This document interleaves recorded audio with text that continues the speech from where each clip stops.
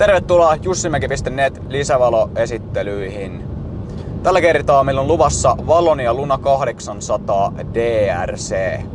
Napsatetaanpa se tästä päälle, niin nähdään minkälainen lisävalo on kyseessä. Napsataan sen tässä välissä myös pois, niin tässä näkyy Mercedes-Benz Viton LED-pitkät. Ja tästä taas naksahtaa Luna 800 DRC päälle. Kyseessähän on varsin erinomainen yhdistelmä valokeila. Kantamaa tässä riittää helposti tonne yli 600 metriin. Eli varsin muhkea valotykki on kyseessä. Leveyttä riittää tosi nätisti tonne penkoille ja valoa juuri siellä missä kuuluukin olla. Värilämpötila tälle kyseiselle lisävalolle on 5700 kelviniä ja referenssi on 50. Leveyttä on se vähän reilu 80 senttiä ja korkeutta on sen 7 senttiä.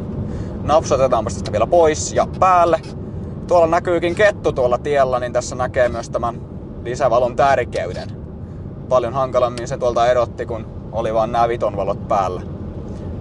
No niin, tässä videollakin hyvin huomasi, että mikä merkitys sillä lisävalolla on.